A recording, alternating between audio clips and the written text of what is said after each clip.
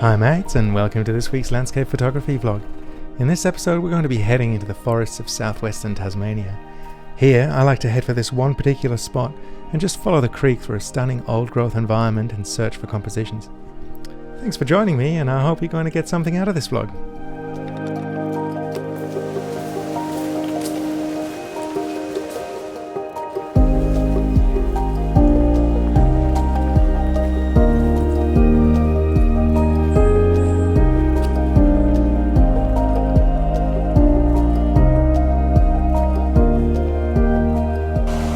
Out here today with the intention of capturing some forest scenes and some old growth, which is always challenging, but even if I walk away with not a whole lot, I love being in the forest.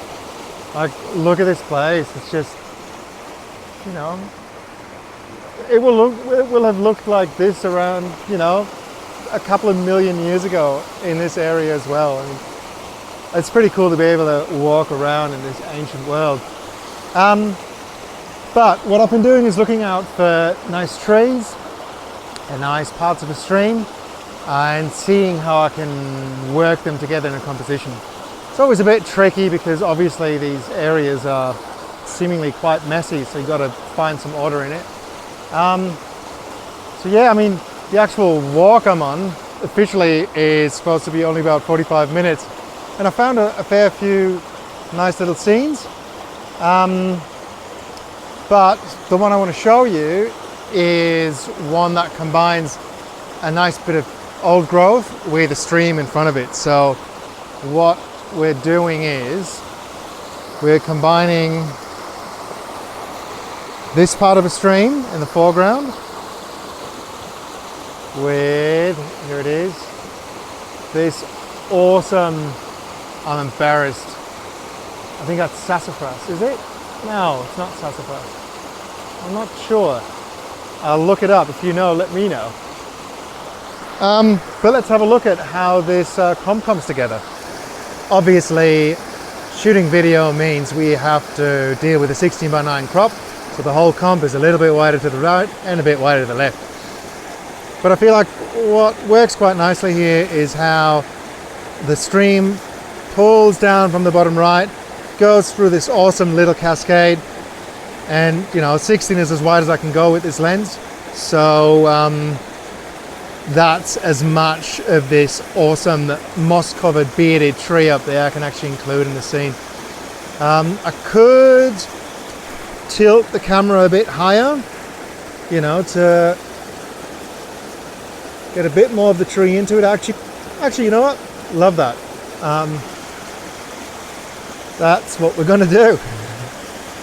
So yeah, I don't want to include anything in the bottom frame that shouldn't be in there, but I do want to include the trees in the background. The trees in the background here. The fern sits nicely there. There's very nice, subtle, soft light along these boulders there. As always, it all comes down to a little bit of trial and error.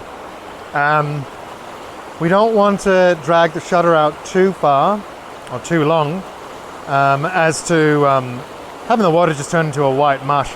So with 0.6 of a second, that's probably going to be too long. Let's have a look at that. Got a 2-second timer on. That's not too bad, but what I don't love is the very, very white bits in the middle. There's just no texture left. So I feel like what we need to do is get this down to about 1/3 of a second, which obviously means we need to adjust our aperture for the to achieve, you know, ideal exposure. What we're as always doing is we're exposing to the right, so I want to get as close to the right side, to the highlight side of the histogram as possible without actually touching it. So since I don't want to go much below f8, I'm going to start pushing the ISO just a little bit. And here we go, that's getting close. Once the exposure is taken, the white of the water will appear whiter, which means it might be even brighter. And yeah, not loving that. Let's try 1/4 of a second. Go. 1/4 of a second seems really quite nice.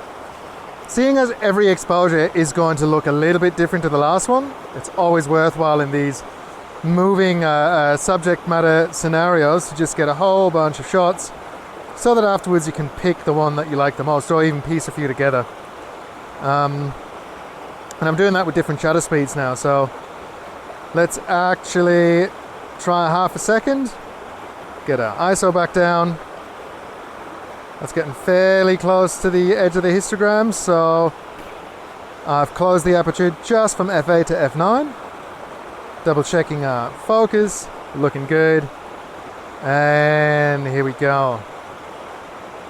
Alright, with that we have a whole bunch of shots for the water. Let's have a look at if the closest foreground is in focus. It's looking pretty good to me, but don't want to risk seeing on the computer that it's not in focus. Let's capture that anyway. And now we're going to get our background exposures. So you'll notice how there's bright spots with visible sky. Don't want to blow those out. So we're going to get close. This is for the highlights in the background, although I might actually fill them in post-processing. And now we'll actually just get one exposure where our shadows aren't getting crushed on the left side of the histogram. So here we go. That'll be for the background and all the dark shadow detail. You'll see everything else is a little bit cooked right now, but we got all this great detail in our shadows around the trees and the background. Yeah, that's looking great. Cool. So that's it. Got all the shots I need. We'll take those home and piece the photo together.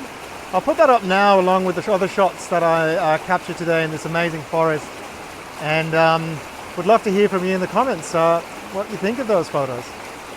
Right, thanks so much for watching. And you know the whole thing. If you like my video, or leave a comment, even subscribe, would mean a lot to me, and I thank you a ton for that in advance. Alright, I'll see you in the next one. Bye.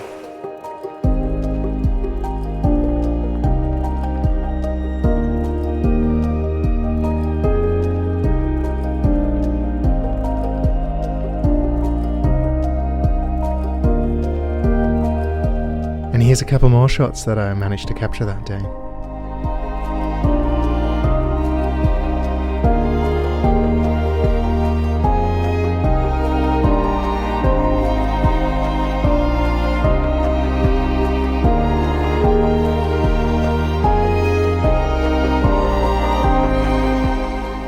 I felt really lucky to be able to capture this moment right here.